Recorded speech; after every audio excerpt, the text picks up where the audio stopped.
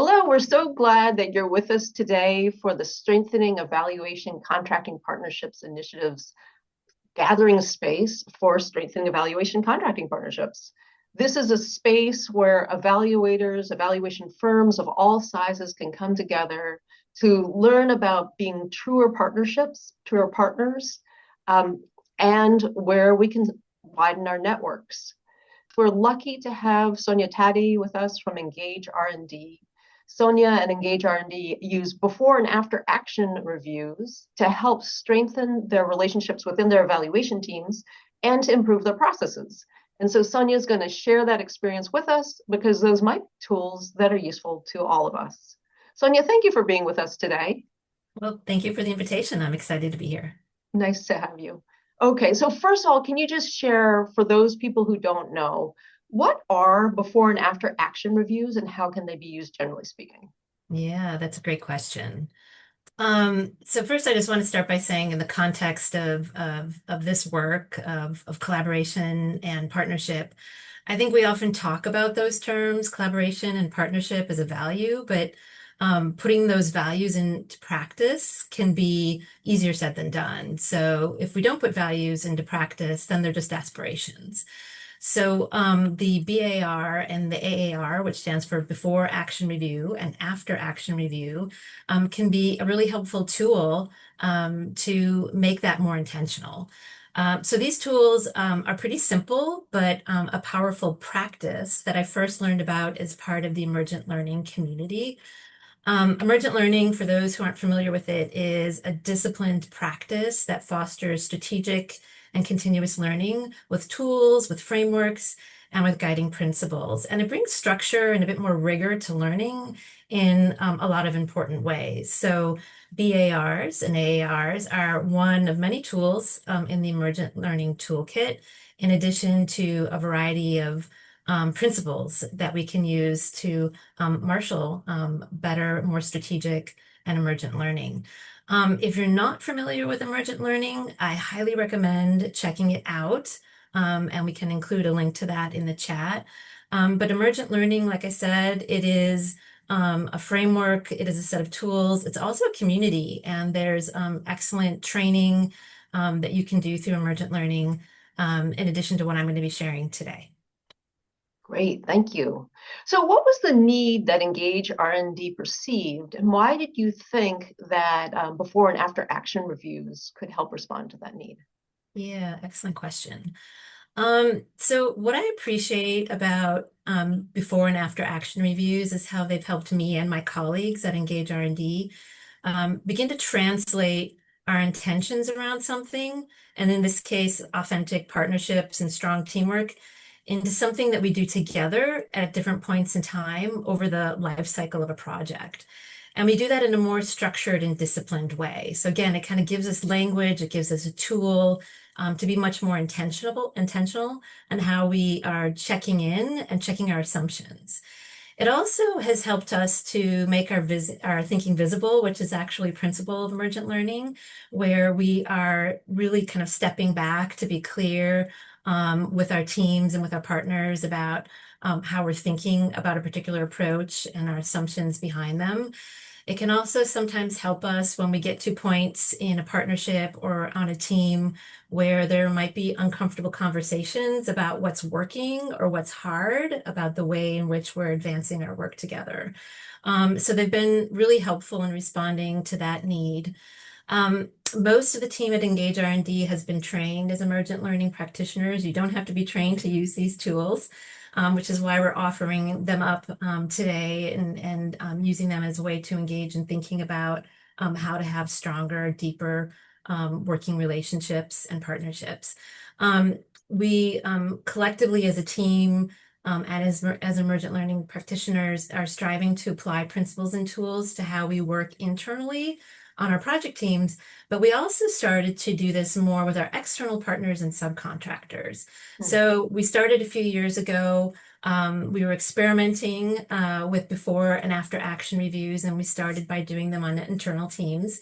And really, they got a lot of traction. Like, wow, this is actually, this structure, this practice is helping us strengthen how we work together.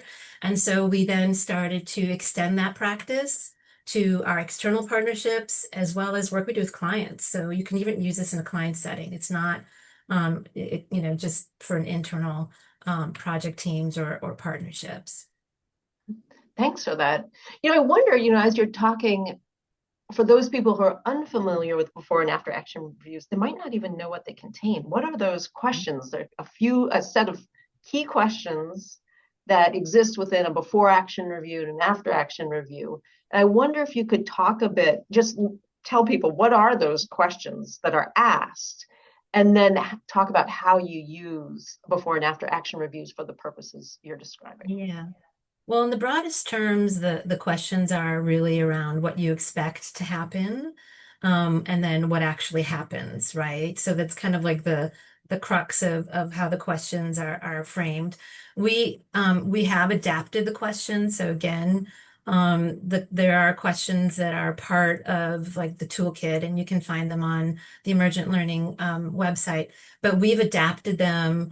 BARs will typically focus on an action, but in this case, we've adapted to be reflection about the partnership, right? So again, and I'll give you a sense of like how we're using it at various points throughout a project. So at the beginning of a project, we'll start with a launch meeting. And typically the launch meeting will be the project team, and then we'll do a launch with the client. So as part of our project team, as well as the client launch, we will discuss, the typical things like the project design and the scope and like what we're going to do and when we're going to do it. But we also hold space to talk about roles and how we're going to work together. And that includes things like our working style, like our communication preferences, right? Some of the things that we sometimes skip over because we're focused on the tactical aspects of a project. So the questions are really designed to get us to talk about those things. And I find that we often make a lot of assumptions about those things, and then there's tensions and there's kind of like some friction that comes up that we don't openly discuss. So being able to elevate them on the front end before they become a point of tension actually helps all of us work together better. So in a before action review, the questions we might ask would be, what will make this partnership successful? Or what does success look like? And then also like what challenges might we encounter? So it now acknowledges the fact that there will be bumps in the road, and what are those anticipated challenges or maybe even unanticipated challenges? And then how might we mitigate or address those challenges when they arise? So again, like we've adapted the questions that you'll find on the website to meet that need. The point is that they are, for the most part, aligned with the original questions, but also adapted to fit the needs of this particular project. The other thing I want to say that I think is important about in addition to the questions is how we like hold and facilitate that conversation. So to ensure that everyone can voice their perspective and experience, we will typically use interactive slides with Post-its, and everyone individually writes down their response on a Post-it, and then posts it under the particular questions, and then we discuss as a group. And we encourage everyone to stay curious and to ask questions. And the reason why that's important is because sometimes, like even in a leadership role on a project, your voice might be overpowering of others, or others might not feel inclined to share their perspective. They just kind of plus one what the first person said, right? So we want to make sure that we're facilitating a space where everyone's voice is heard and not like overshadowed by a particular team member or somebody else in the space.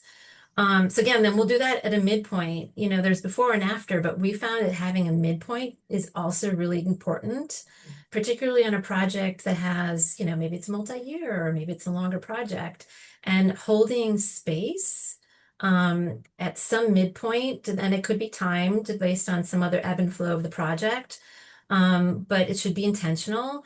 And what's been helpful for us is that there's always sandpaper moments on a project. And maybe there was some misunderstanding or some false assumptions about something, but this gives us an opportunity to really build that muscle and be more intentional and have that pause point for honest conversations or course corrections, or maybe to pressure test a solution. Yeah. And sorry, some real life in the background. There's a dog. That's good. Just jumped in behind me. Good. Um, and then after action reviews, again, that's at the end, and the questions are similar. Um, what did we set out to accomplish? What did we achieve? Um, where are there things we might do differently? What did we learn? What do we want to carry forward? So those are the kinds of questions that we would Yeah. use at different points in time. That is super helpful. So can you talk a bit about how using the before and after action reviews at these 3 points in a project have helped strengthen the way your teams work together? And then also, what would you change going forward? Yeah. So the before and after action reviews, I think, have helped us be much more disciplined and intentional, holding space for reflection. So, it forces us out of that real tactical focus on what needs to be done and when needs to be done and who needs to do it, right? We step back and we really lean into a reflective practice. I think it's helped us build a shared practice in a culture where honesty and course corrections are normalized, where we can talk openly about, maybe what needs to shift or what might be getting in the way of us doing our best work. The other thing I would add is, um, as I mentioned earlier, the way that we structure the conversation helps to ensure everyone has a voice. Mhm.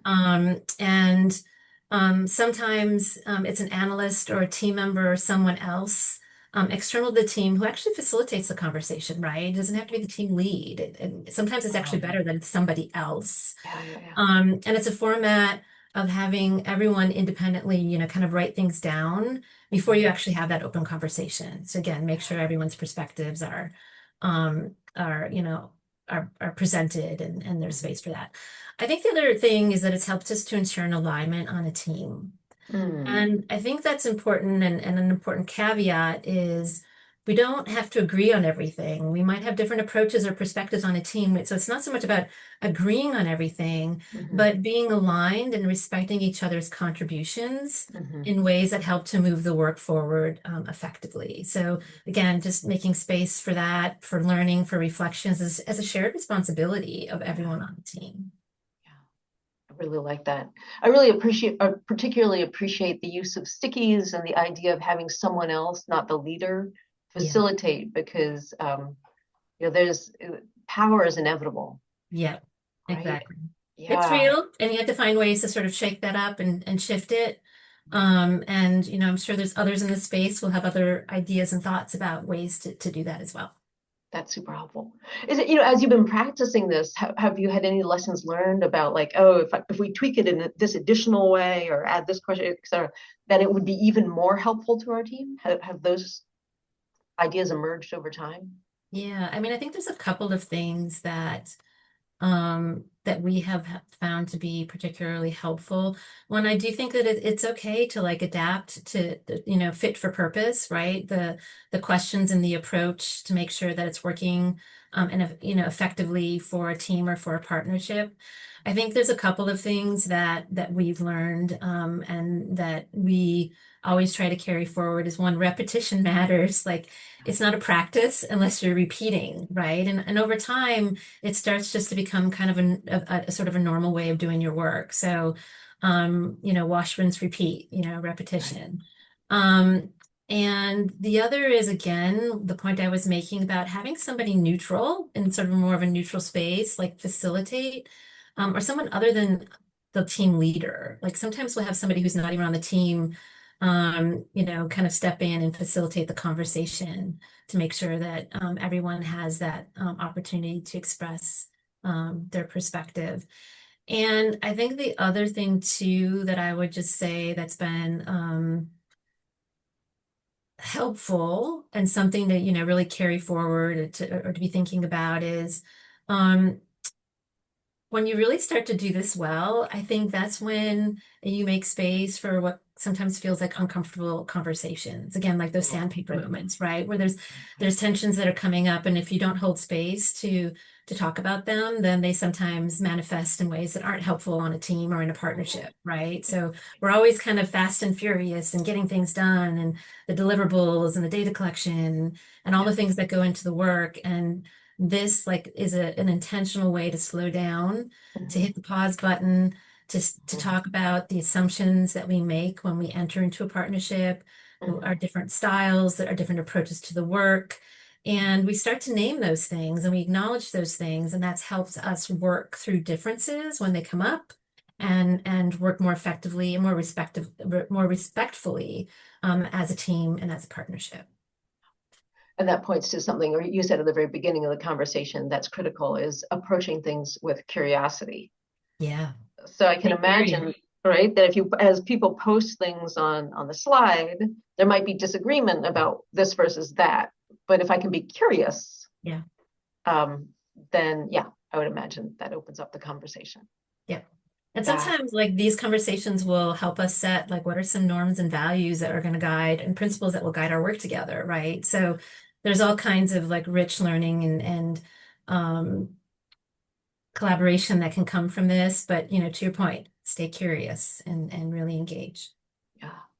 So if folks in the room listening to you think, well, they might want to try out using before and after action reviews within their evaluation teams to work on relationships and processes, do you have any tips to help people get started? Any wise words as they pick up these instruments and test them out? Yeah. Well, first I would say, take a look at the questions again. They can be adapted, but just, what do we expect to happen? What actually happens? Like, what does success look like? How do we work through challenges or challenges we anticipate? And then really kind of like think about it, like, what are the learnings you want to carry forward, right? Because we're all engaging on different Right. teams with different configurations of people, different partnerships. There's always learning to carry forward, and you want to make sure that we are learning from our failures, we are learning from our wins. We are learning from experience. So that, and then intentionally build them into your project timeline. That Right. doesn't mean they don't move around, but Yeah. make sure you're building it into your project timeline. And, just really, I have to say, like on our team, like sometimes it takes a little bit of time for it to gain some traction. But for us at this point, like we have so many people who on the team who have gotten into the practice of using it that if I forget to bring it up, someone else on my team will. So then it becomes shared, right? It becomes a shared Good. responsibility. Sonia, that's great. This has been a super, super helpful conversation. Is there anything you would add that you haven't yet had a chance to share with us? Nothing I would add. I would say let's just go out there and experiment and use these tools to help us be better partners. Well, thank you so much for taking the time and for being willing to share Engage R&D's use of before and after action reviews with us. We will go out and try them, and we'll make sure that everyone has a link to see what these tools look like. And will be interesting to learn together about how these work for us. Yeah, So thank thanks you. so much. Yeah, thank Okay. you for hosting the space. Okay. Take care. Bye.